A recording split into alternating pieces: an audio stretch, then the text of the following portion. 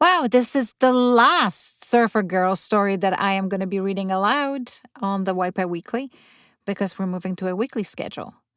Let me introduce you to Kim.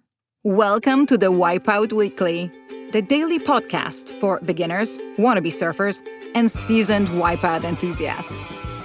No hype, no filler, just the highs, lows, and honest truth about learning to surf and finding your place in surf culture. I'm your host, Suze Wilson. Let's go out. This is Kim's story. Hey, my name is Kim. I am a 66-year-old from Toronto, Canada. I think I first tried surfing about 15 years ago in Toronto on Lake Ontario. I loved it, even though I didn't have much success. Unfortunately, conditions in the summer in Toronto are not often suitable for surfing, so I didn't try it again for many years. I took up windsurfing and paddleboarding instead. Occasionally, I would try to surf with my paddleboard, without much success. After my husband died in 2019, and when things opened up after the pandemic, I thought I'd try more seriously to take up surfing. I was about 62 then, so I thought I'd better work on this sooner than later. I took a few surf vacations. I've taken lessons here and there, but I am still a seriously bad surfer. However, this year, I felt more comfortable than ever on the surfboard, and I surfed my first green, if tiny, wave, so that felt like headway. I know it's mostly my own fear holding me back, but I'm working on it. The most challenging thing for me to overcome is my fear. Fear of paddling out past bigger waves and fear of falling. I'm on holiday in Costa Rica at the moment. Mostly, conditions have been lovely, but for a day or two, the waves were bigger. I couldn't bring myself to go past the larger wave. I know how to do it, but fear stops me. So I settled for finding a few green waves closer to shore. Also challenging is my lack of flexibility, especially in the hips. So that means I have an odd way of getting to my feet. And I have yet to figure out a good way to straddle the board while waiting for waves. My surfboard at home is an 8-foot soft-top catch surf beater. I have barely used it because good surf waves don't come along often in the summer in Toronto, and I've been reluctant to surf alone. I'm hoping that changes because last fall I was thrilled to meet some Toronto women surfers, and I hope to go surfing with them this spring when conditions allow.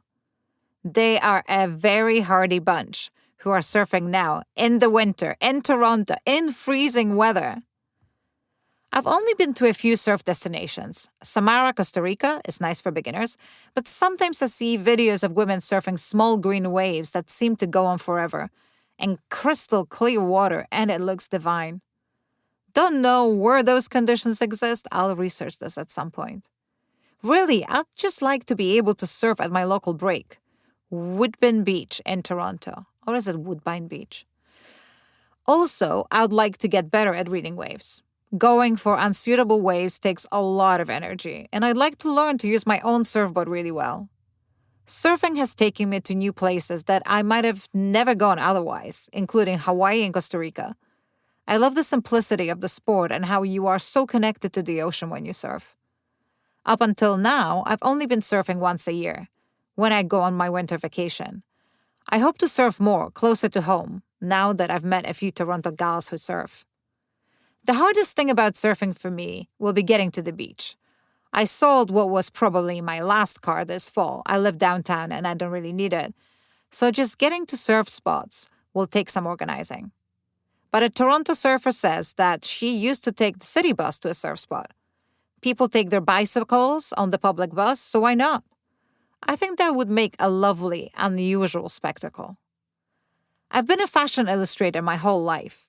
Now that I am more seriously occupied with thoughts of surfing, I like to draw women surfing, or just enjoying beach life, wearing what I hope is cute swimwear.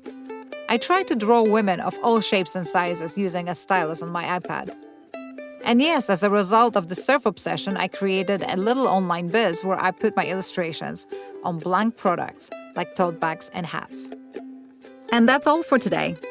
Check out the Wipeout Weekly for our free newsletter, more stories, and ways to connect with us. Thanks for listening. See you tomorrow for more of the Wipeout Weekly.